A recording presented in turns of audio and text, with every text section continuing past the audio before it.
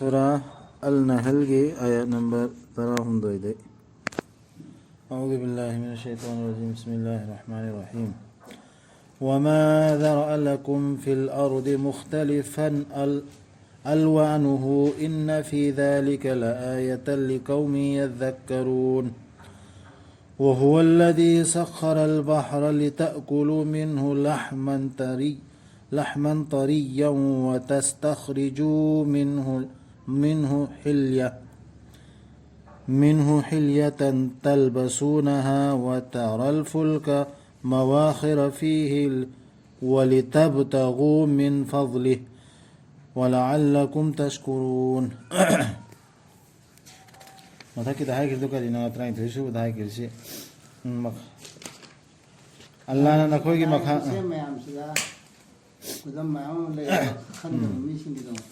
هذا لوين نميتها شو مكابول هنبيبا أهين نوتين هوا ميجاك سلوين ما الله كي حكمنا نيابا أزي أدوكي شيء سينشيدا شو خدام نسان آيات ميام لا يربنيابا أدوي مكانه شيء خان ثميجي أدوكا فطري ثقتا الله أنا نقول كي دمك مسين يام خد هنبيبا بوتشين دودا مكال مكاجي مچو سيندا تسينا مك مدو دسول لا يربني خدام خان ثجب ميسينجي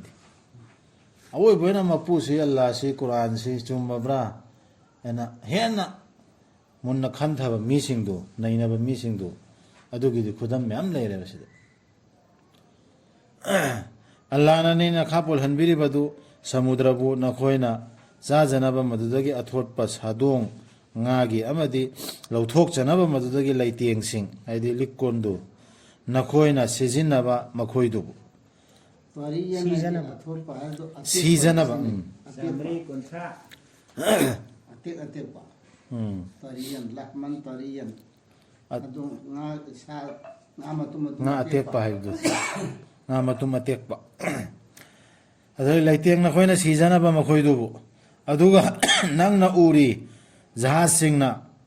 खोइरगा चटपा मदुदा नखोइना थीजनबा मागी आइदि अल्लाह की थौजाल की पुकई नखोइना ओइजबा यानबा तौबीमल खंगबसिंग ये तो मजपदो मागी फजल सीबा सिंगा सीबा कारबार जहाज सिंगना खोइरगा चटपा हेसे इसिंगदा तंखाना खोइरिदुदी 이도 막하다 코이리 이신도 코이래 자리 너무 노르수 코이래 인진 노르수 있네 그래서 거의 히도 이주 보이죠? 히도 코야 봐 नुंसितना चलन बेसो हाइरि कुरान 그래서 코이가 하이드라 제가 이신 먹는 것도 뭐 공기만 자가 많이 개비야 짤 끼야도 들어 코이는 또 코이우만 들어 코이비야 하이바 알라 싱에서 코이비야 하면 돼요 야 할래 짤을 나오는 짤을 코이바 나오도 나오는 이싱주야 할리 이싱주야 할리 농시쇼도 맨야 할리야바 농시께서 하이브네 또또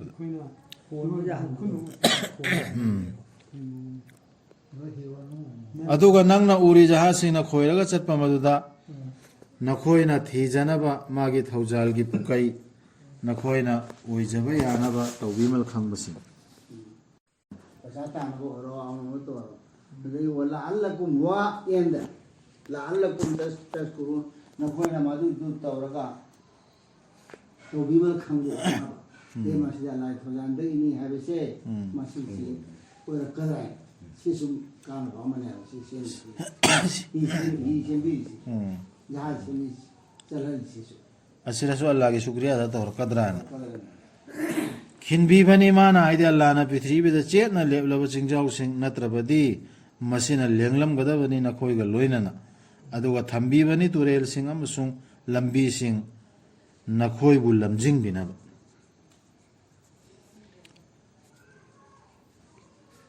चिंजाउ से चेतना खिल्लेबा लाना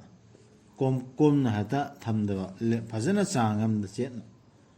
करिगनो थमिसे लेंगदना मने पृथ्वी से इसी तावले रे न्यू बने सीजन ना बता पृथ्वी से अन तमीद बे कुम न खोब निक्तन हाइबीतना बा सीजन ना बा wan haran kulen semi sina amasung wasung kulen lebih ya la'alla ꯇꯥꯍꯠꯇ ꯑꯗꯨꯝ ꯀꯥꯏꯔꯛꯏꯁꯤꯗꯤ ꯑꯩꯈꯣꯏꯅ ꯁꯣꯏꯕꯩꯅꯦ ꯁꯤꯗꯤ ꯑꯩꯈꯣꯏꯅ ꯇꯧꯕꯩꯅꯦ ꯑꯗꯨꯗꯩ ꯇꯨꯔꯦꯜ ꯂꯝꯕꯤꯁꯤ ꯑꯩꯈꯣꯏꯕꯨ ꯂꯝꯖꯤꯡꯅꯕ ꯂꯝꯕꯤ ꯇꯥꯛꯅꯕ ꯍꯥꯏꯔꯁꯨ ꯌꯥꯔꯦ ꯇꯨꯔꯦꯟꯁꯤꯅꯁꯨ ꯂꯝꯕꯤ ꯇꯥꯛꯑꯦꯕ ꯇꯨꯔꯦꯟꯁꯤ ꯏꯝꯐꯥꯜ ꯇꯨꯔꯦꯟꯁꯤ ꯀꯗꯥꯏꯗꯒꯤ ꯍꯧꯔꯛꯏ ꯀꯝ ꯇꯧꯔꯛꯏ ꯈꯪꯉꯤꯝꯇꯔꯣ ꯆꯦꯜꯂꯤꯝꯇꯔꯣ ꯏꯝꯐꯥꯜ ꯇꯨꯔꯦꯟꯒꯤ ꯃꯔꯨꯁꯤ ꯆꯠꯀꯦꯗꯤ ꯏꯝꯐꯥꯜ ꯇꯨꯔꯦꯟ ꯀꯗꯥꯏꯋꯥꯏꯗ ꯍꯧꯔꯛꯄ ꯍꯥꯏꯗꯤ ꯂꯝ ꯑꯃꯗꯤ ꯂꯩꯔꯝꯒꯅꯤꯅ ꯍꯧꯔꯛꯐꯝꯗꯣ ꯑꯗꯨ ꯂꯝꯗꯨ ꯌꯧꯒꯦ ꯍꯥꯏꯔꯗꯤ ꯇꯨꯔꯦꯟꯁꯤꯁꯨ ꯇꯥꯛꯑꯦ ꯇꯨꯔꯦꯟꯁꯤ ꯆꯠꯂꯒ ꯈꯪꯕ꯭ꯔꯥ ꯍꯤ ꯐꯥꯅ ꯆꯠꯄꯩꯗꯃꯛꯇ ꯁꯃꯨꯗ꯭ꯔꯁꯤ ꯇꯨꯔꯦꯟꯗ ꯆꯠꯂꯒ ꯈꯪꯍꯜꯂꯤꯁꯤ ꯍꯤ ꯇꯣꯡꯉꯩ ꯆꯠꯈ꯭ꯔꯤꯁꯤ ꯃꯃꯥꯡꯗ ꯑꯥꯒꯤ ꯃꯐꯝꯗꯨ ꯌꯧꯅꯕ ꯍꯤ ꯐꯥꯟꯐꯝꯗꯨ ꯌꯧꯅꯕ ꯏꯝꯐꯥꯜ ꯇꯨꯔꯦꯟ ꯇꯨꯔꯦꯟꯁꯤꯅꯁꯨ ꯂꯝꯕꯤꯅ ꯂꯝ ꯇꯥꯛꯄ ꯁꯨꯃꯥꯏꯅ ꯇꯨꯔꯦꯟꯁꯤꯅꯁꯨ ꯂꯝ ꯇꯥꯛꯑꯦ ꯑꯃꯁꯨꯡ ꯂꯝ ꯈꯪꯅꯕ ꯈꯨꯗꯝꯁꯤꯡ ꯑꯗꯨꯒ ꯊꯋꯥꯟꯃꯤꯆꯥꯛꯁꯤꯡꯅꯁꯨ ꯅꯈꯣꯏꯕꯨ ꯂꯝꯖꯤꯡꯕꯤꯕꯅꯤ ꯏꯁꯤꯡ ꯀꯪꯐꯥꯜꯒꯤ ꯈꯣꯡꯆꯠꯁꯤꯡꯗ ꯏꯁꯤꯡꯗꯁꯨ ꯀꯪꯐꯥꯜꯒꯤ ꯈꯣꯡꯆꯠꯁꯤꯡꯗꯁꯨ ꯊꯋꯥꯟꯃꯤꯆꯥꯛꯁꯤꯡꯅꯁꯨ ꯊꯋꯥꯟꯃꯤꯆꯥꯛꯇꯁꯨ ꯂꯝꯕꯤ ꯌꯦꯡꯅꯩꯗꯅ ꯑꯥꯗ ꯁꯃꯨꯗ꯭ꯔꯗ ꯀꯪꯐꯥꯜ ꯎꯗꯕ ꯃꯐꯝꯗ ꯍꯣꯟꯈꯤꯕ ꯍꯤ ꯐꯧꯖꯤ ꯀꯥꯡꯕꯨꯒꯤ ꯍꯤ ꯍꯣꯜꯂꯤꯗꯣ ꯃꯈꯣꯏ ꯊꯋꯥꯟꯃꯤꯆꯥꯛꯇꯒꯤ ꯍꯥꯟꯅ ꯈꯪꯅꯔꯝꯃꯦꯕ ꯍꯧꯖꯤꯛꯄꯨꯗꯤ ꯁꯥꯏꯟꯁ ꯆꯥꯎꯈꯠꯂꯝꯃꯦꯅ ꯑꯗꯨꯒꯤ ꯂꯝꯕꯤ ꯃꯈꯣꯏꯗ ꯑꯦꯛꯈ꯭ꯔꯦꯗꯅ ꯑꯗꯨ ꯑꯣꯏꯔꯕꯗꯤ ꯑꯁꯨꯝꯅ ꯁꯦꯝ ꯁꯥꯕꯤꯔꯤꯕ ꯃꯍꯥꯛ ꯑꯗꯨꯕꯨ ꯀꯔꯤ ꯑꯃꯠꯇ ꯍꯦꯛ ꯁꯦꯝ ꯁꯥꯗꯕ ꯃꯍꯥꯛ ꯑꯗꯨꯒꯨꯝꯕꯔꯥ ꯑꯗꯨ ꯑꯣꯏꯔꯕꯗꯤ ꯅꯈꯣꯏꯕꯨ ꯈꯟꯊꯔꯔꯣꯏꯗ꯭ꯔꯥ ꯀꯔꯤꯝꯇꯁꯨ ꯁꯦꯝ ꯁꯥꯗꯕ ꯑꯩꯈꯣꯏꯅ ꯊꯥꯖꯔꯤꯕ ꯃꯤ ꯃꯌꯥꯝ ꯃꯨꯔꯇꯤ ꯃꯌꯥꯝꯕꯨ ꯍꯥꯏꯔꯣ ꯃꯤꯕꯨ ꯍꯥꯏꯔꯣ ꯖꯤꯟꯕꯨ ꯍꯥꯏꯔꯣ ꯑꯗꯨ ꯑꯩꯈꯣꯏꯅ ꯊꯪꯖꯤꯜꯂꯤꯕ ꯃꯌꯥꯝꯗꯣ ꯀꯔꯝꯍꯥꯏꯅ ꯃꯥꯟꯗꯧꯔꯃꯣ ꯑꯗꯨꯅ ꯑꯜꯂꯥꯍꯅ ꯍꯥꯏꯕ ꯏꯟꯒꯗꯝꯅꯦ ꯅꯈꯣꯏꯅ ꯃꯁꯤꯡ ꯊꯤꯔꯕꯗꯤ ꯑꯜꯂꯥꯍꯒꯤ ꯊꯧꯖꯥꯜꯕꯨ ꯀꯩꯗꯧꯅꯨꯡꯗꯁꯨ ꯅꯈꯣꯏꯅ ꯉꯝꯂꯣꯏ ꯃꯈꯣꯏꯗꯨꯒꯤ ꯃꯁꯤꯡ ꯊꯥꯕ ꯅꯦꯃꯠ ꯈꯔꯁꯤꯁꯨ ꯄꯟꯕꯒꯤ ꯋꯥꯅꯤ ꯑꯩꯅ ꯅꯈꯣꯏꯗ ꯄꯤꯕꯗ ꯃꯤꯅ ꯎꯕ ꯅꯦꯃꯠ ꯈꯔ ꯄꯟꯕꯒꯤ ꯋꯥꯅꯤ ꯑꯗꯨ ꯃꯁꯤꯡ ꯊꯤꯕ ꯃꯤ ꯑꯃ ꯐꯝꯅ ꯊꯤꯕ ꯀꯥꯟꯗ ꯃꯁꯤꯡ ꯊꯤꯕ ꯉꯝꯒꯗꯕ ꯊꯤꯕꯗꯤ ꯉꯝꯃꯣꯏꯕ ꯁꯤ ꯍꯥꯏꯕ ꯑꯜꯂꯥꯍ ꯇꯁꯦꯡꯅꯃꯛ ꯑꯜꯂꯥꯍꯗꯤ ꯑꯩꯈꯣꯏꯅ ꯑꯣꯟꯊꯣꯛꯅ ꯈꯪꯗꯕ ꯅꯦꯃꯠ ꯃꯌꯥꯝꯁꯨ ꯄꯤꯔꯤꯕꯅꯦꯕ ꯑꯩꯈꯣꯏ ꯏꯁꯥꯅꯗꯤ ꯈꯪꯗꯕ ꯁꯨꯈꯪ ꯈꯪꯗꯕ ꯑꯜꯂꯥꯍꯅ ꯄꯤꯔꯤꯕꯅꯦꯕ ꯑꯗꯨꯁꯨ ꯌꯥꯝ ꯌꯥꯎꯔꯤꯕꯇ꯭ꯔꯦꯕ ꯇꯁꯦꯡꯅꯃꯛ ꯑꯜꯂꯥꯍꯗꯤ ꯑꯣꯟꯊꯣꯛꯅ ꯀꯣꯛꯄꯤ ꯍꯩꯕꯅꯤ ꯀꯟꯕꯤ ꯍꯩꯕꯅꯤ ꯑꯗꯨꯅ ꯑꯜꯂꯥꯍꯗ ꯑꯣꯟꯁꯤꯟꯒꯗꯕ ꯑꯩꯈꯣꯏꯅ ꯍꯧꯖꯤꯛ ꯑꯇꯣꯞꯄ ꯃꯔꯛꯇ ꯌꯥꯜꯂꯨꯔꯤ ꯃꯌꯥꯝꯗꯣ ꯊꯥꯗꯣꯛꯑꯒ ꯑꯜꯂꯥꯍꯗ ꯈꯛꯇ ꯑꯣꯟꯁꯤꯟꯒꯗꯕ ꯁꯤꯒꯤ ꯅꯦꯃꯠꯁꯤ ꯄꯤꯔꯒ ꯑꯩꯈꯣꯏ ꯅꯦꯃꯠꯁꯤ ꯁꯥꯡꯅꯗ ꯍꯔꯥꯎꯗ ꯅꯨꯡꯉꯥꯏꯗ ꯂꯩꯔꯣ ꯍꯥꯏꯕ ꯅꯠꯇꯦꯕ ꯑꯗꯨ ꯅꯦꯃꯠꯇꯨ ꯄꯤꯔꯒ ꯅꯦꯃꯠꯇꯨ ꯆꯨꯝꯅ ꯁꯤꯖꯤꯟꯅꯧ ꯍꯥꯏꯕꯒꯤ ꯍꯥꯏꯕꯅꯦꯕ ꯑꯜꯂꯥꯍꯗꯤ ꯈꯪꯕꯅꯤ ꯅꯈꯣꯏꯅ ꯂꯣꯠꯁꯤꯜꯂꯤꯕꯗꯨꯁꯨ ꯑꯃꯁꯨꯡ ꯅꯈꯣꯏꯅ ꯂꯥꯎꯊꯣꯛꯂꯤꯕꯗꯨꯁꯨ ꯁꯤ ꯑꯩꯅ ꯍꯦꯛꯇ ꯆꯤꯟꯗꯅ ꯑꯃ ꯍꯥꯏꯔꯒ ꯑꯜꯂꯥꯍ ꯑꯜꯂꯥꯍꯅ ꯍꯥꯏꯔꯒꯅꯦ ꯃꯅꯨꯡꯗꯅ ꯂꯩꯔꯤꯕ ꯄꯣꯠꯇꯨ ꯌꯥꯔꯣꯏꯕ ꯑꯜꯂꯥꯍꯅ ꯈꯪꯉꯦꯕ ꯑꯩꯁꯦ ꯑꯣꯏꯕ ꯑꯣꯏꯔꯣ ꯑꯜꯂꯥꯍ ꯈꯛꯇ ꯂꯥꯠꯂꯤꯕ꯭ꯔꯥ ꯃꯥ ꯈꯛꯇꯒꯤ ꯑꯣꯔꯗꯔ ꯍꯨꯀꯨꯝ ꯏꯜꯂꯤꯕ꯭ꯔꯥ ꯅꯠꯇ꯭ꯔꯒ ꯑꯩ ꯀꯅꯥ ꯀꯅꯥꯒꯤ ꯏꯜꯂꯤ ꯍꯥꯏꯕꯁꯤ ꯑꯜꯂꯥꯍꯅ ꯈꯪꯉꯦ ꯃꯈꯣꯏꯅ ꯀꯧꯖꯔꯤꯕꯁꯤꯡꯗꯨ ꯑꯜꯂꯥꯍꯕꯨ ꯊꯝꯂꯒ ꯃꯈꯣꯏꯗꯨꯅ ꯁꯦꯝꯕ ꯅꯠꯇꯦ ꯄꯣꯠ ꯑꯃꯠꯇ ꯑꯗꯨꯕꯨ ꯃꯈꯣꯏꯗꯨꯕꯨꯗꯤ ꯁꯦꯝꯕꯤꯈꯤꯕꯅꯤ ꯀꯧꯖꯔꯤꯕꯗꯤ ꯗꯨꯋꯥ ꯇꯧꯔꯤꯕ ꯑꯩꯈꯣꯏꯅ ꯗꯨꯋꯥ ꯇꯧꯔꯤꯕ ꯗꯨꯋꯥꯒꯤꯗꯃꯛꯇ ꯍꯥꯏꯖꯔꯤꯕ ꯃꯌꯥꯝꯁꯦ ꯍꯥꯏꯖꯔꯤ ꯅꯠꯇ꯭ꯔꯣ ꯊꯥꯖꯗꯗꯅ ꯀꯨꯔꯥꯟꯗꯤ ꯈꯪꯗꯕꯅꯤ나 ꯑꯗꯨꯏ ꯃꯌꯥꯝꯗꯨ ꯑꯜꯂꯥꯍꯅ ꯁꯦꯝꯈ꯭ꯔꯤꯅꯤ ꯃꯈꯣꯏꯅ ꯀꯔꯤꯝꯇꯁꯨ ꯄꯣꯠ ꯑꯝꯇꯁꯨ ꯁꯦꯝꯗꯕ ꯑꯗꯨ ꯃꯈꯣꯏꯗꯣ ꯑꯜꯂꯥꯍꯅ ꯁꯦꯝꯃꯤ ꯑꯗꯨꯗꯤ ꯁꯤ ꯋꯁꯤꯂꯥꯒꯤꯗ ꯑꯝꯇ ꯇꯧꯋꯦꯕ ꯗꯨꯋꯥꯗ ꯋꯁꯤꯂꯥ ꯌꯥꯎꯗꯕ ꯋꯁꯤꯂꯥ ꯌꯥꯗꯦ ꯌꯥꯗꯨꯅ ꯍꯥꯏꯔꯦ ꯗꯨꯋꯥ ꯇꯧꯔꯤꯕ ꯋꯥꯅꯤ ꯑꯜꯂꯥꯍ ꯅꯠꯇꯕꯁꯤꯡꯗꯒꯤ ꯗꯨꯋꯥ ꯇꯧꯕ ꯗꯨꯋꯥꯗꯤ ꯇꯧꯗꯦꯕ ꯃꯣꯏ ꯅꯤꯕꯗ ꯃꯈꯣꯏ ꯃꯃꯥꯏ ꯑꯦꯟꯕꯤꯔꯒ ꯃꯈꯣꯏꯒꯤ ꯏꯖꯠꯇꯒꯤ ꯑꯩ ꯗꯨꯋꯥꯁꯤ ꯀꯕꯨꯜ ꯇꯧꯕꯤꯌꯨ ꯑꯩꯅ ꯍꯥꯏꯖꯔꯤꯁꯤ ꯌꯥꯕꯤꯌꯨ ꯍꯥꯏꯅ ꯈꯜꯂꯤꯗ꯭ꯔꯣ ꯑꯗꯨ ꯍꯥꯏꯕꯁꯨ ꯀꯧꯕꯒ ꯆꯞ ꯃꯥꯟꯅꯩ ꯑꯗꯨ ꯍꯥꯏꯔꯤꯕ ꯗꯨꯋꯥ ꯇꯧꯅ ꯑꯗꯨꯃꯤ ꯃꯃꯤꯡ ꯃꯈꯣꯏ ꯃꯃꯥꯏ ꯄꯜꯂꯒ ꯅꯠꯇ꯭ꯔꯒ ꯃꯥꯒꯤ ꯃꯥꯏꯊꯣꯡ ꯌꯦꯡꯉꯒ ꯅꯠꯇ꯭ꯔꯒ ꯃꯥꯒꯤ ꯃꯤꯡ ꯂꯧꯔꯒ ꯍꯥꯏꯅ ꯇꯧꯅꯔꯤꯁꯦ ꯑꯁꯤꯒꯤꯁꯤꯒ ꯑꯩꯒꯤ ꯚꯦꯂꯨꯅꯤꯀꯣ ꯁꯤ ꯑꯝꯇ ꯗꯨꯋꯥ ꯇꯧꯕꯤꯔꯛꯎꯕꯅ ꯍꯥꯏꯔꯤꯁꯤꯒ ꯃꯥꯟꯅꯒꯗꯕ ꯃꯥꯜꯂꯦ ꯇꯧꯕꯗ ꯌꯥꯗꯦ ꯅꯪ ꯇꯧꯕꯤꯔꯣ ꯍꯥꯏꯕꯒꯨꯝꯕ ꯗꯨꯋꯥꯗꯤ ꯇꯧꯅꯁꯤ ꯍꯥꯏꯒꯗꯕꯅꯤ ꯌꯥꯝ ꯅꯝꯒꯤ ꯂꯣꯏ ꯇꯧꯅꯒꯗꯕꯅꯤ ꯅꯠꯇꯦ ꯑꯩꯈꯣꯏꯗꯤ ꯑꯩꯅ ꯍꯥꯏꯔꯤꯁꯤꯗꯤ ꯙꯟꯗꯥ ꯑꯣꯏꯅ ꯀꯔꯕꯥꯔ ꯑꯣꯏꯅ ꯇꯧꯅꯈꯠꯂꯛꯏꯁꯤ ꯗꯨꯋꯥꯏꯗꯃꯛꯇ ꯆꯠꯅꯕꯤ ꯑꯣꯏꯅ ꯍꯥꯏꯔꯤꯗꯣ ꯑꯗꯨꯕꯨꯗꯤ ꯌꯥꯅꯤꯡꯗꯦ ꯑꯗꯨꯒꯤꯗꯨꯅꯤ ꯍꯥꯏꯔꯤꯁꯤ ꯑꯗꯨ ꯅꯠꯇꯕꯤꯗ ꯃꯣꯃꯤꯟ ꯑꯃꯅ ꯑꯃꯒꯤ ꯗꯨꯋꯥꯗꯤ ꯑꯩꯈꯣꯏ ꯅꯃꯥꯖꯗꯁꯨ ꯖꯅꯥꯖꯥꯗꯁꯨ ꯀꯔꯤꯗ ꯂꯣꯏ ꯌꯥꯎꯔꯦ ꯔꯝꯖꯥꯟꯗ ꯑꯩꯈꯣꯏꯒꯤ ꯇꯔꯥꯋꯤ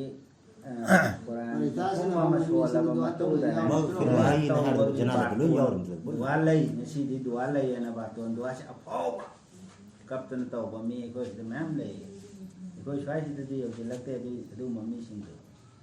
ude thalle me duwa no mi si loi lai Ising ni sila. Hindi ako matalira. ni de sing de kamam ba Ising kam jin jin na du de koi ma ji ta ka ji hau dua lap ko wi u duwa ne kam na ri Allah na ngai ko duwa tau bi ba tau ba se tau ga dan mi afabada aina phajana mi si phare khange ma si chumna chatli da hai adu mi dra duwa tau bi yo hai ba kaisu kai de tau ga Allah ge rasul da Allah na hai di mokoi ge da mak duwa tau bi yo mokoi na su aina su ko pi na ba mokoi da mak da nang na su hai ja mokoi su duwa tau bi ba hai ba tau ba ya hojik tau na khlai me ham si yang hai ba ni da ina hai di duwa tau ri mi do kana no mai lam jat tu yang ba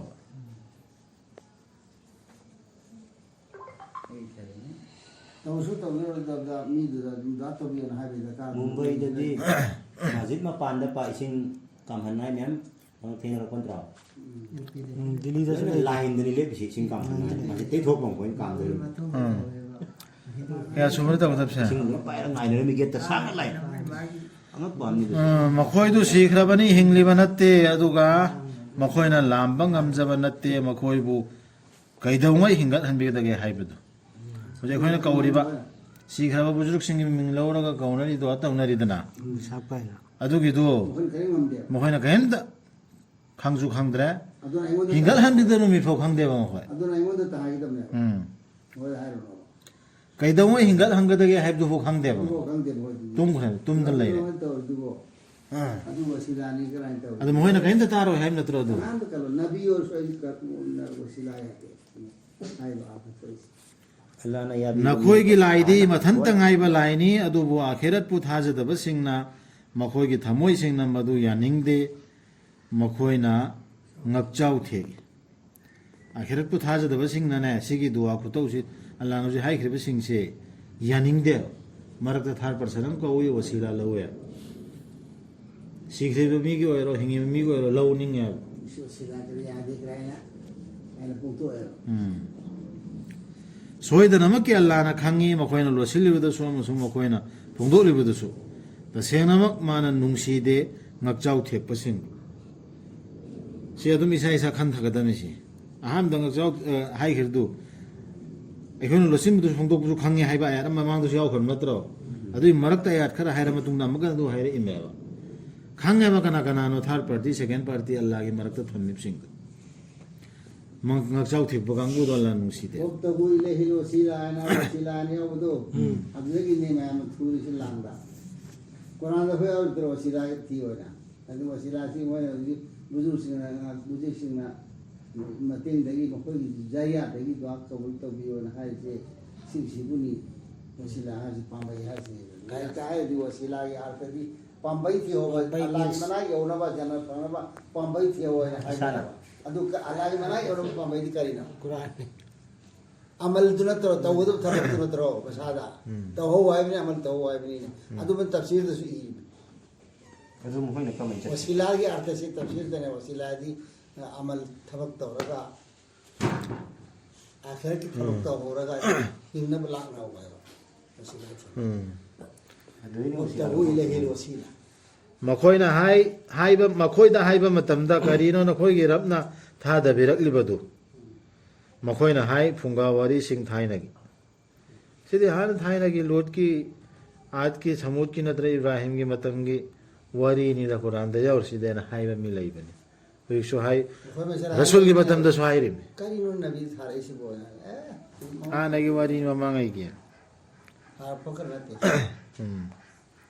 ko masala hai nei मधु मखोइना मपुंग फाना adu hari du पूजना बनी ko di matu mo na ma hari du le yahmilu awzarahum kare मखोइना मपुंग फाना पूजनबने मसागी पोलुमसिंगदु हिंगत हनबिगदबा नुमित्ता अदुगा अदुगी सुमथक्ता पोलुमसिंगदु मखोइना इखंग हेक खंगदना लानना लमजिंग बिखिबनी लमजिन बिखिबसिंग अदुगिसु adu gisu bu do मनादन हाइसे तुम खांगोस tasil mi de boni masal ꯌꯦꯡꯉꯣ ꯐꯠꯈꯤꯗ꯭ꯔꯕꯅꯤꯗ ꯃꯈꯣꯏꯅ ꯄꯨꯒꯗꯧꯔꯤꯕꯗꯨ ꯁꯤ ꯀꯅꯥꯗꯅꯣ ꯍꯥꯏꯁꯤ ꯈꯪꯗꯕ ꯃꯤ ꯖꯥꯍꯤꯜꯂꯝꯗꯔꯕ ꯍꯥꯏꯁꯤ ꯙꯔꯃꯒꯤ ꯂꯨꯆꯤꯡ ꯄꯨꯔꯦꯜ ꯑꯣꯏꯔꯤꯕ ꯁꯥꯔꯤꯕꯁꯤꯡꯗꯨ ꯅꯠꯇ꯭ꯔꯣ ꯁꯤ ꯍꯥꯏꯔꯤꯁꯤ ꯄꯥꯗ꯭ꯔꯤꯗ ꯄꯟꯗꯤꯠꯇ ꯑꯩꯈꯣꯏꯒꯤ ꯃꯅꯤꯄꯨꯔꯤ ꯄꯥꯉꯜ ꯂꯣꯟꯗ ꯍꯥꯏꯔꯒ ꯃꯧꯔꯕꯤꯗ ꯅꯠꯇ꯭ꯔ ꯁꯤ ꯑꯗꯨ ꯀꯤꯗꯦꯕ ꯍꯧꯖꯤꯛꯁꯨ ꯗꯨꯋꯥꯁꯤꯅ ꯄꯪꯇꯧ ꯇꯧꯁꯤꯟꯅꯅꯤ ꯑꯃ ꯇꯧꯅꯤ ꯁꯦꯅꯤ ꯃꯐꯝꯗꯁꯨ ꯆꯟꯗꯥ ꯃꯐꯝꯗꯁꯨ ꯄꯪꯂꯥꯎꯇ ꯂꯥꯎꯒꯅꯤ ꯑꯗꯨꯏꯗꯨꯒ ꯀꯨꯔꯥꯟꯅ ꯍꯥꯏꯔꯤꯗꯨꯅ ꯀꯔꯤꯅꯣ ꯀꯔꯥꯏꯅꯣ ꯒ꯭ꯌꯥꯟ ꯇꯥꯕꯟꯇꯦ ꯃꯊꯣꯡꯕꯅ ꯀꯨꯔꯥꯟꯗꯨꯒꯤ ꯑꯥꯔꯊꯗꯤ ꯍꯟꯕꯨ ꯍꯟꯗꯦ ꯍꯟꯕꯨ ꯍꯟꯗꯦ ꯁꯨꯡꯂꯩ ꯍꯦꯛ ꯂꯩꯅꯔꯨꯗꯦ ꯃꯣꯏ ꯀꯨꯔꯥꯟꯗꯨ ꯑꯥꯌꯠꯇꯨ ꯁꯣꯜꯂꯒ ꯑꯥꯌꯠꯇꯨꯒꯤ ꯑꯥꯔꯊꯗꯤ ꯍꯥꯏꯃꯦꯁꯤꯗꯤ ꯍꯟꯗꯦꯕ ꯋꯥꯔꯤ ꯑꯣꯏꯅ ꯑꯗꯨꯝ ꯆꯠꯈ꯭ꯔꯦꯕ ꯄꯣꯛꯀꯤꯂꯥ ꯄꯨꯛꯆꯥꯛ ꯇꯥꯡꯕ ꯕꯔꯀꯠꯁꯤꯗ ꯑꯃ ꯁꯣꯟꯕ ꯍꯥꯏꯇꯥꯔꯦ ꯁꯔꯧ ꯇꯧꯈꯤꯕꯅꯤ ꯃꯈꯣꯏꯒꯤ ꯃꯃꯥꯡꯗ ꯂꯩꯔꯝꯕꯁꯤꯡꯗꯨꯅ ꯑꯗꯨꯕꯨ ꯑꯜꯂꯥꯍꯅ ꯐꯨꯛꯇꯣꯛꯈꯤꯕꯅꯤ ꯃꯈꯣꯏꯒꯤ ꯌꯨꯝꯗꯨ ꯌꯨꯝꯐꯝꯁꯤꯡꯗꯒꯤ ꯑꯗꯨꯅ ꯇꯥꯁꯤꯜꯂꯛꯈꯤꯕꯅꯤ ꯃꯈꯣꯏꯒꯤ ꯃꯊꯛꯇ ꯌꯨꯝꯊꯛꯇꯨ ꯃꯈꯣꯏꯒꯤ ꯀꯣꯛꯊꯛꯇꯒꯤ ꯑꯗꯨꯝꯅ ꯂꯥꯛꯈꯤꯕꯅꯤ ꯃꯈꯣꯏꯗ ꯗꯟꯗꯤꯗꯨ ꯃꯈꯣꯏꯅ ꯂꯥꯝꯕ ꯉꯝꯈꯤꯗꯕ ꯃꯥꯏꯀꯩꯗꯒꯤ ꯑꯩꯈꯣꯏꯅ ꯁꯥꯒꯠꯂꯤꯕ ꯋꯥꯈꯜꯁꯨ ꯃꯈꯣꯏ ꯇꯧꯔꯒ ꯁꯣꯝ ꯃꯌꯥꯝꯁꯨ ꯄꯨꯡꯃꯥꯡ ꯃꯥꯡꯈꯤꯗꯅ ꯌꯨꯝ ꯅꯤꯡꯊꯛꯇ ꯅꯟꯈꯤꯕꯒꯨꯝꯕꯅꯦꯕ ꯃꯈꯣꯏꯅ ꯈꯜꯂꯨꯗꯕ ꯃꯥꯏꯀꯩꯗꯩꯅꯦꯕ ꯂꯥꯛꯈ꯭ꯔꯤꯁꯦ ꯑꯖꯥꯕ ꯑꯣꯖꯥꯁꯤ ꯑꯩ ꯁꯤꯗꯤ ꯁꯨꯛꯇꯦꯛ ꯇꯦꯛꯑꯔꯣꯏ ꯁꯤꯗꯤ ꯑꯩꯈꯣꯏ ꯀꯩꯁꯨ ꯇꯧꯒꯗꯕ ꯅꯠꯇꯦꯗ ꯍꯤꯡꯒꯅꯤ ꯀꯅ ꯈꯜꯂꯨꯕ ꯑꯩꯈꯣꯏꯅ ꯐ꯭ꯂꯥꯏꯠ ꯑꯆꯧꯕ ꯇꯣꯡꯕ ꯏꯌꯥꯔꯕꯁꯀꯨꯝꯕ ꯀꯩꯒꯨꯝꯕ ꯐꯣꯔꯦꯟ ꯆꯠꯄ ꯇꯣꯡꯕ ꯀꯥꯟꯗꯅꯦ ꯀꯥꯏꯔꯛꯑꯁꯨ ꯍꯤꯡꯒꯗꯕꯇ ꯃꯥꯜꯂꯦ ꯑꯗꯨꯛ ꯆꯥꯎꯕ ꯃꯤ ꯃꯌꯥꯝꯁꯨ ꯃꯆꯦꯠ ꯑꯃꯗ ꯑꯗꯨꯝ ꯍꯤꯡꯍꯧꯒꯗꯕ ꯃꯥꯜꯂꯦ ꯅꯕꯤꯗꯨꯅ ꯍꯥꯏꯕ ꯃꯈꯩꯗꯤ ꯌꯥꯗꯕꯗꯒꯤ ꯑꯗꯨꯒꯤ ꯃꯑꯣꯡꯗ ꯂꯩꯔꯨꯝꯅꯦꯕ ꯀꯔꯤꯝꯇ ꯈꯜꯂꯨꯗꯗꯅ ꯅꯕꯤꯗꯨꯅ ꯍꯥꯏꯕ ꯄꯥꯎꯗꯨ ꯂꯧꯍꯧꯗꯕ ꯑꯗꯨꯗꯒꯤ ꯍꯤꯡꯒꯠꯍꯟꯕꯤꯒꯗꯕ ꯅꯨꯃꯤꯠꯇ ꯆꯣꯞꯍꯟꯒꯅꯤ ꯑꯜꯂꯥꯍꯅ ꯃꯈꯣꯏꯕꯨ ꯑꯗꯨꯒ ꯍꯥꯏꯒꯅꯤ ꯀꯗꯥꯏꯗ ꯂꯩꯈ꯭ꯔꯦ ꯑꯩꯒꯤ ꯂꯦꯡꯃꯥꯟꯅꯕꯁꯤꯡꯗꯨ ꯃꯈꯣꯏꯗꯨꯒꯤꯗꯃꯛ ꯅꯈꯣꯏꯅ ꯃꯆꯦꯠ ꯇꯥꯅꯈꯤꯕꯗꯨ ꯃꯈꯣꯏꯒꯤ ꯃꯔꯛꯇ ꯗꯦꯕꯤ ꯗꯦꯕꯇꯥꯅꯦꯅ ꯑꯜꯂꯥꯍꯅ ꯌꯥꯕ ꯀꯥꯡꯕꯨꯅꯦꯅ ꯀꯧꯔꯝꯕ ꯃꯌꯥꯝꯗꯨ ꯀꯗꯥꯏ ꯆꯠꯈ꯭ꯔꯦ ꯅꯈꯣꯏ ꯃꯖꯍꯕ ꯈꯥꯏꯗꯣꯛꯅꯔꯝꯕ ꯃꯌꯥꯝ ꯅꯪꯒꯤ ꯂꯤꯗꯔ ꯄꯥꯏꯅꯔꯝꯕ ꯃꯌꯥꯝꯗꯨ ꯑꯩꯅ ꯆꯨꯝꯃꯦꯅ ꯅꯪꯅ ꯌꯍꯨꯗꯤ ꯑꯣꯏꯈꯤꯕ ꯑꯃꯅ ꯏꯁꯥꯏ ꯑꯣꯏꯈꯤꯕ ꯑꯃꯅ ꯑꯍꯂꯦ ꯍꯗꯤꯁ ꯑꯣꯏꯈꯤꯕ ꯑꯃꯅ ꯁꯥꯐꯤ ꯑꯣꯏꯈꯤꯕ ꯃꯆꯦꯠ ꯃꯆꯦꯠ ꯇꯥꯅꯈꯤ ꯃꯌꯥꯝꯗꯨ ꯑꯩꯈꯣꯏꯒꯤ ꯂꯤꯗꯔꯁꯤꯡꯅꯦꯅ ꯑꯗꯨ ꯀꯗꯥꯏ ꯂꯩꯈ꯭ꯔꯅꯣ ꯁꯨꯔꯀꯥꯗꯤ ꯑꯜꯂꯥꯍꯒꯤ ꯄꯥꯔꯠꯅꯔꯁꯤꯡꯗꯨ ꯑꯩꯒꯤ ꯄꯥꯔꯠꯅꯔ ꯍꯥꯏꯔꯤꯕꯁꯤꯗ ꯁꯨꯔꯀꯥ ꯏ ꯍꯥꯏꯁꯤ ꯑꯩꯒꯤ ꯄꯥꯔꯠꯅꯔꯁꯤꯡ ꯍꯥꯏꯇꯥꯔꯦ ꯑꯩꯒꯤ ꯄꯥꯔꯠꯅꯔꯁꯤꯡꯅ ꯑꯩꯈꯣꯏꯅ ꯁꯦꯝꯖꯤꯜꯂꯝꯕꯗꯣ ꯀꯗꯥꯏꯅꯣ? ꯁꯤꯔꯀ ꯇꯧꯔꯝꯕꯗꯣ ꯅꯣꯏꯅ ꯍꯨꯀꯨꯝ ꯑꯗꯨꯗꯨ ꯀꯗꯥꯏ ꯆꯠꯈ꯭ꯔꯒꯦ ꯁꯤꯡꯗꯨꯅ ꯅꯪ ꯍꯟꯈꯤꯕ ꯑꯍꯥꯟꯕꯗꯨꯅꯤ ꯒ꯭ꯌꯥꯟ ꯄꯤꯕꯤꯈꯤꯕꯁꯤꯡꯗꯨꯅ ꯍꯥꯏꯒꯅꯤ ꯇꯁꯦꯡꯅꯃꯛ ꯆꯣꯞꯂꯕꯅꯤ ꯉꯁꯤꯒꯤ ꯅꯨꯃꯤꯠꯁꯤ ꯑꯃꯁꯨꯡ ꯐꯠꯇ꯭ꯔꯕꯅꯤ ꯊꯥꯖꯗꯕꯁꯤꯡꯒꯤ ꯃꯊꯛꯇ ꯍꯥꯏꯗꯤ ꯒ꯭ꯌꯥꯟ ꯏꯜꯃ ꯂꯩꯈꯤꯕ ꯅꯣꯂꯦꯖ ꯂꯩꯈꯤꯕꯁꯤꯡꯗꯨ ꯑꯈꯪꯕꯁꯤꯡꯗꯨꯅ ꯍꯥꯏꯔꯛꯀꯗꯧꯔꯤꯕꯅꯤ ꯑꯜꯂꯥꯍꯅ ꯒ꯭ꯌꯥꯟ ꯄꯤꯕꯤꯈꯤꯕ ꯈꯪꯕꯁꯤꯡꯗꯨꯅ ꯉꯁꯤ ꯆꯣꯞꯂꯝꯃꯤꯅ ꯁꯤꯍꯟꯕꯤꯈꯤꯕꯁꯤꯡꯗꯨ ꯐꯔꯤꯁꯇꯥꯁꯤꯡꯅ ꯃꯈꯣꯏꯅ ꯑꯔꯥꯟꯕ ꯇꯧꯔꯤꯉꯩꯗ ꯃꯁꯥꯒꯤ ꯃꯥꯌꯣꯛꯇ ꯃꯇꯝꯗꯨꯗ ꯃꯈꯣꯏꯅ ꯅꯣꯟꯖꯒꯅꯤ ꯑꯗꯨꯒ ꯍꯥꯏꯒꯅꯤ ꯇꯧꯖꯈꯤꯗꯦ ꯑꯩꯈꯣꯏꯅ ꯐꯠꯇꯕ ꯑꯃꯠꯇ ꯇꯋꯥ ꯐꯥꯁꯤ ꯅꯨꯡꯉꯥꯏ ꯂꯧꯕꯒꯤꯅꯤꯀꯣ ꯐꯔꯤꯁꯇꯥꯁꯤꯡꯅ ꯍꯥꯏꯒꯅꯤ ꯍꯣꯏ ꯇꯁꯦꯡꯅꯃꯛ ꯑꯜꯂꯥꯍꯗꯤ ꯈꯪꯕꯅꯤ ꯅꯈꯣꯏꯅ ꯇꯧꯈꯤꯕꯗꯨ ꯐꯔꯤꯁꯇꯥ ꯖꯐꯨ ꯑꯦꯠꯀꯗꯧꯔꯤ ꯑꯃꯨꯛ ꯑꯩꯈꯣꯏꯗ ꯀꯩꯝꯇ ꯐꯠꯇꯕ ꯇꯧꯈꯤꯗꯦꯅ ꯑꯗꯨ ꯐꯔꯤꯁꯇꯥꯅꯁꯨ ꯑꯜꯂꯥꯍꯒꯤ ꯒꯋꯥ ꯄꯤꯗꯧꯔꯦ ꯑꯜꯂꯥꯍꯅ ꯈꯪꯉꯤ ꯅꯈꯣꯏꯅ ꯇꯧꯈꯤꯕꯗꯨ ꯑꯗꯨꯅ ꯆꯪꯂꯣ ꯖꯍꯟꯅꯝꯒꯤ ꯂꯝꯊꯣꯡꯁꯤꯡꯗ ꯃꯇꯝ ꯆꯨꯞꯄ ꯂꯩꯔꯨꯅꯕ ꯃꯗꯨꯗ ꯀꯌꯥꯗ ꯐꯠꯈꯤꯗ꯭ꯔꯕꯅꯣ ꯂꯩꯐꯝꯗꯨ ꯉꯛꯆꯥꯎ ꯊꯦꯛꯄꯁꯤꯡꯒꯤ सिर्फ तो सिरा अब वहाँ यदि बाप गेट खोल जाओ ये मतलब